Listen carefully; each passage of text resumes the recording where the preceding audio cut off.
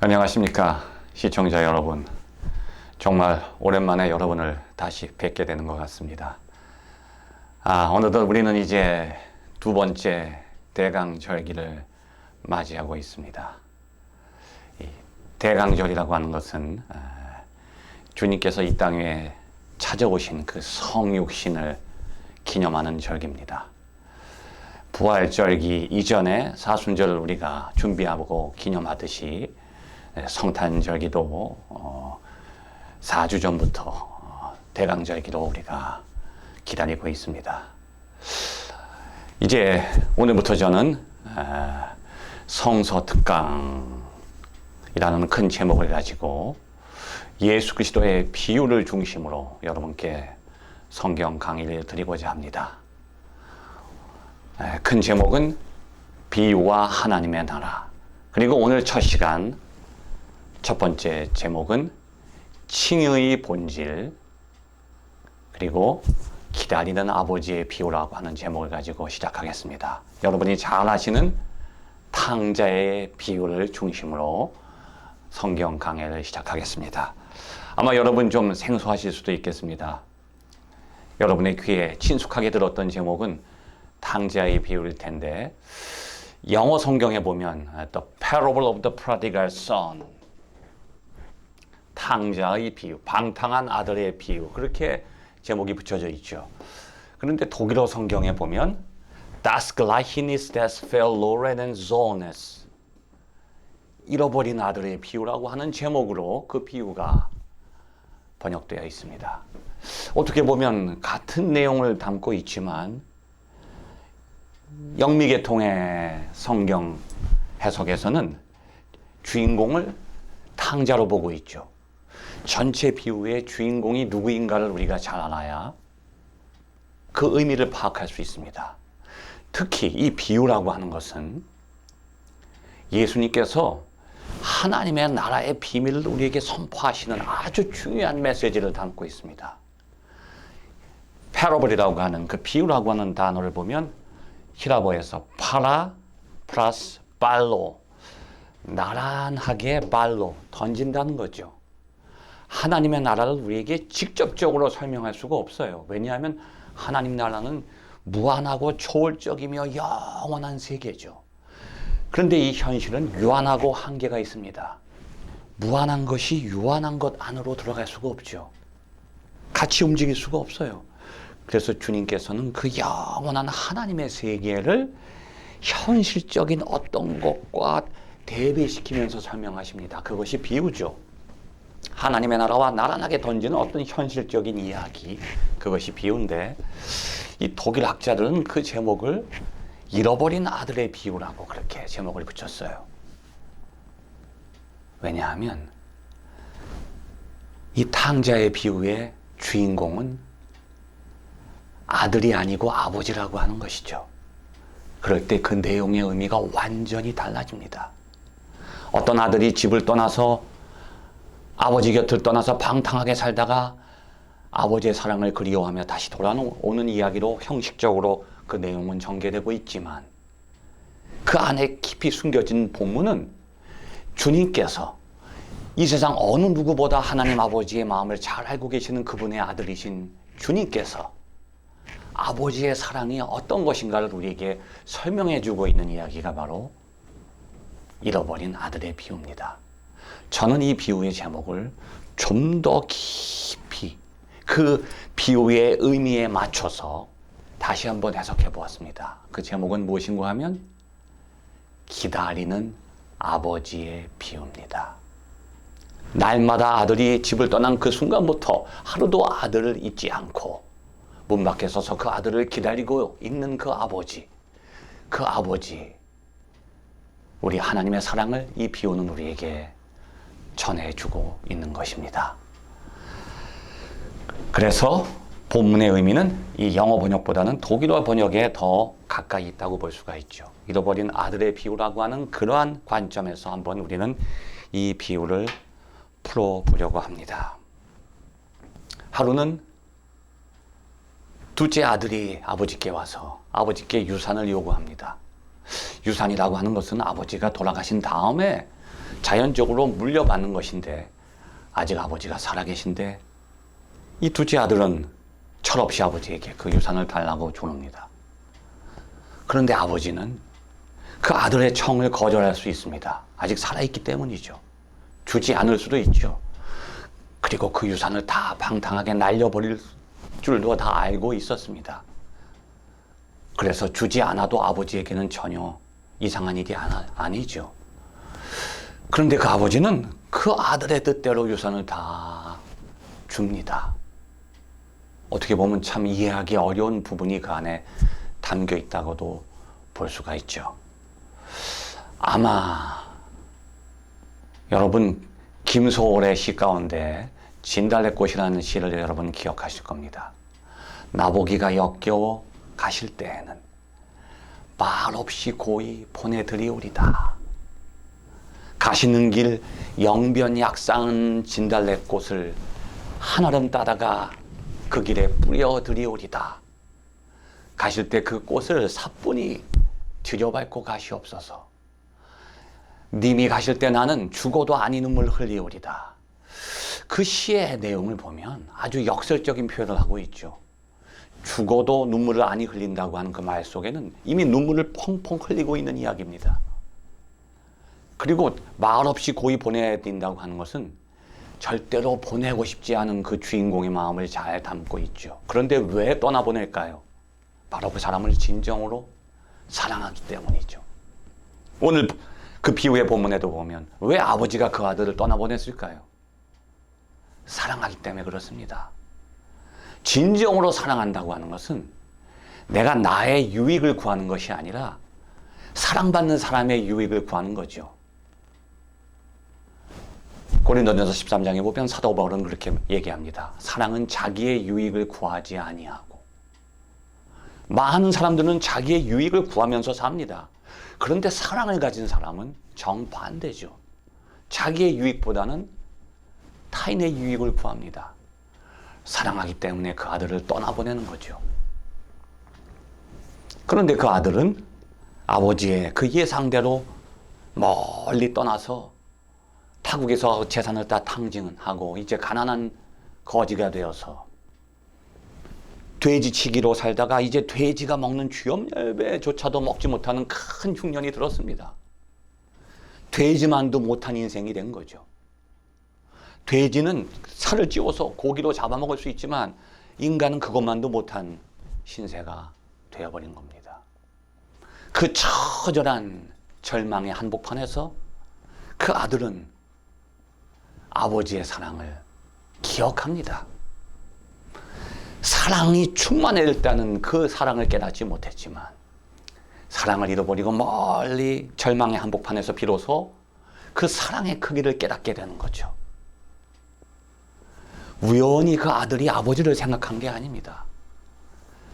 변함없이 그 순간에도 그 아들을 향해서 끊임없이 솟아나고 있는 그 아버지의 사랑이 그 아들을 다시 움직이고 집으로 인도하는 것이죠. 이 사랑의 원리는 마치 물리학의 원리와 역행하는 것처럼 보입니다. 모든 물체는 가까이 있을 때 힘이 세지고 멀리 있으면 힘이 약해지지만 사랑의 힘이라고 하는 것은 멀리 떨어져 있을수록 더 강해지는 거죠. 왜냐하면 사랑하는 대상들을 다시 재결합시키려고 하는 충동이 그 안에 있기 때문이에요. 사랑하는 사람이 멀리 있을수록 비록 시간과 공간은 멀리 떨어져 있지만 다시 만나고자 하는 그 간절한 열망은 멀리 떨어져 있을수록 오래 떨어져 있을수록 더 강해지는 것이죠. 그래서 큰아들은 그 아버지의 품 안에 있었지만 아버지의 마음은 그 큰아들을 향한 것이 아니라 멀리 떠나 있는 그 방탕한 아들을 향해 있는 것입니다. 아마 지금 이 강의를 듣고 계신 시청자 여러분도 아마 이 내용에 동감하실 줄 믿습니다. 여러분의 사랑하는 자녀들이 혹시 지방에 유학가 있는 학생들도 있을 것입니다. 멀리 해외에 유학가 있든지 아니면 집을 떠나서 객지에서 지금 기거하고 있는 자녀들을 두신 분들이 여기 많이 계실 겁니다. 아마 그 부모님들은 저의 이 강의의 내용이 뼛속으로 스며드는 것처럼 깊이 공감될 줄로 생각합니다. 눈앞에 있는 자식은 지금 내 품 안에서 보이고 있지만 어버이의 마음은 보이는 자식에게 가 있는 것이죠. 그 아버지의 사랑이 다시 그 아들을 집으로 이끌어 인도하는 것입니다. 그래서 그 둘째 아들이 탕자가 멀리서 집으로 돌아올 때 그 아버지는 우연히 산책을 하다가 한 거지를 발견한 것이 아니라 아침부터 뚫어지게 그 아들이 떠났던 자리를 응시하고 있던 아버지의 모습인 것을 본문은 너무나도 정확하게 설명해주고 있습니다. 아직도 상거가 먼데 아버지와 아들 사이의 거리가 멀리 떨어져 있는데 아버지가 먼저 아들을 발견합니다. 아들이 아버지에게 다가오기 전에 아버지가 달려가는 그 모습을 우리에게 설명해주고 있죠.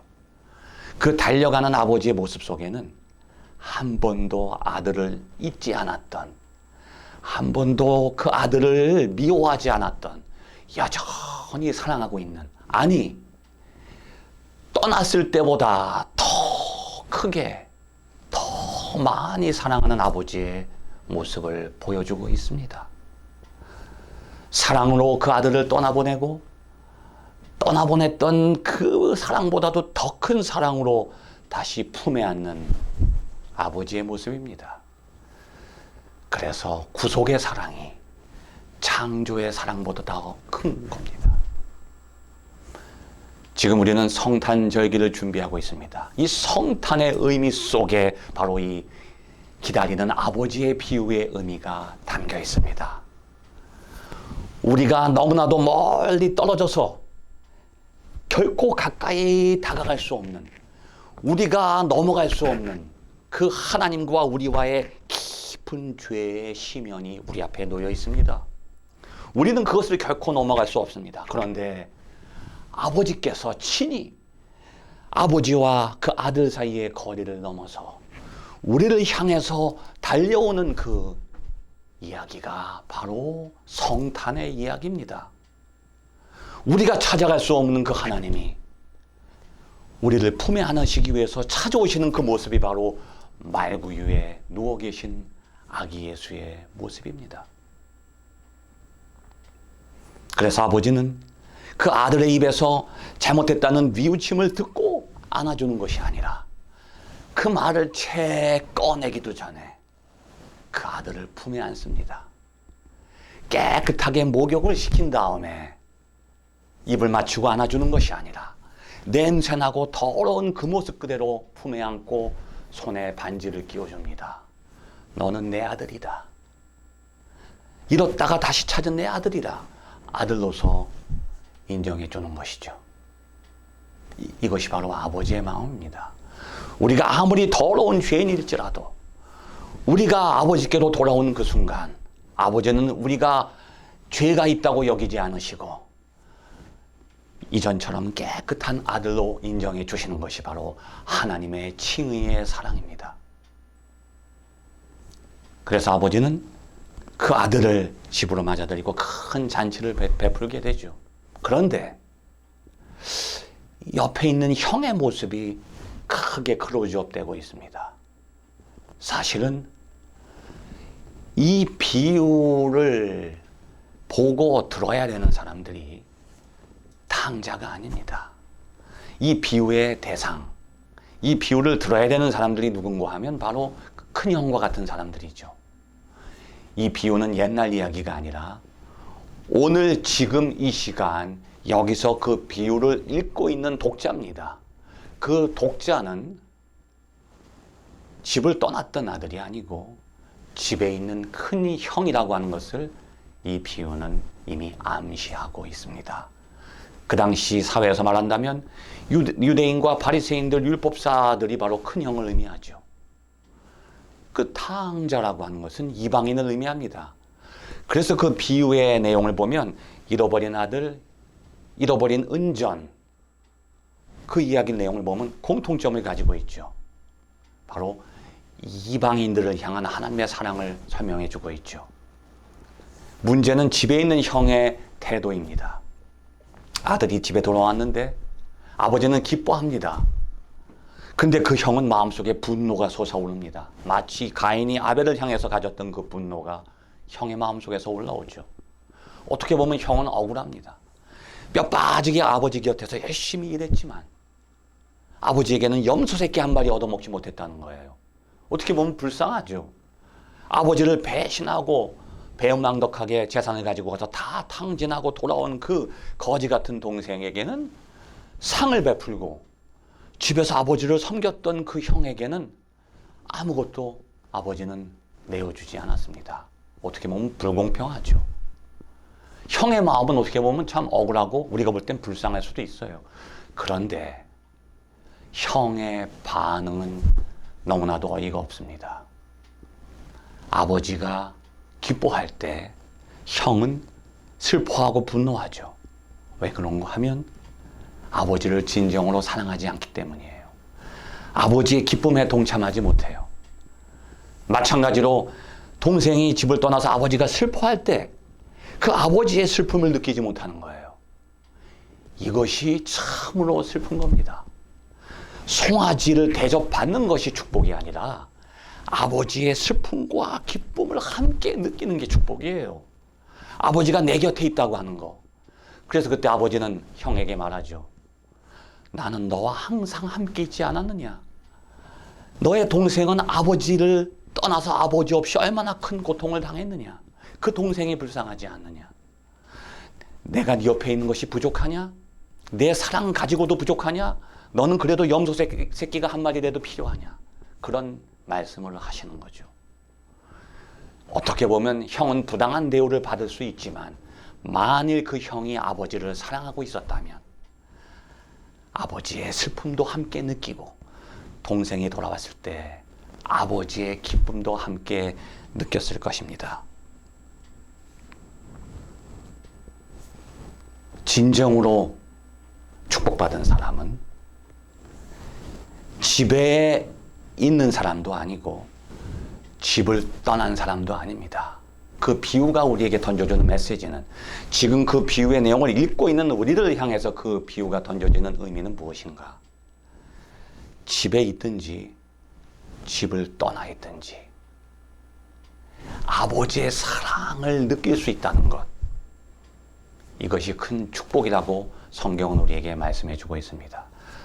우리가 비록 하나님을 떠나서 멀리 고통을 당하면서 세상에 방황할지라도 그 속에서 하나님의 사랑을 느낀다면 그 하나님을 떠나 있는 그 고난의 자리가 결코 저주와 고통의 자리가 아니라 바로 축복의 시작이라고 하는 것입니다. 동생은 비록 집을 떠나서 아버지를 떠나서 고통 속에서 살았지만 그 속에서 아버지의 사랑을 깨달았습니다. 이것이 바로 이 시간 우리를 향한 그 비유가 전해주는 본질적인 의미라고 볼 수 있죠. 이제 우리는 대강절기, 두 번째 대강절을 보내고 있습니다. 이 대강절기를 통해서 하나님을 떠나 있는 우리를 향해서 그 죄의 심연을 넘어오시는 예수 그리스도의 사랑을 경험하는 시간 되시기를 바랍니다. 그리고 여러분의 그 그늘지고 어둡고 고통스러운 절망스러운 그 환경 속에서 너무 낙담하지 마시고 바로 여러분의 그 어두운 자리가 마구간이고 그 마구간 말구 위에 아기 예수님께서 누워 계신다고 하는 그러한 소망의 메시지를 들으시기 바랍니다. 그럴 때 비록 여러분은 지금 절망의 한복판에 있지만 그 속에서 땅에는 기뻐하심을 입은 자들에게 평화라고 하는 천사의 음성을 듣는 참으로 축복된 성탄절기가 될 줄로 믿습니다. 끝까지 경청해 주셔서 감사합니다.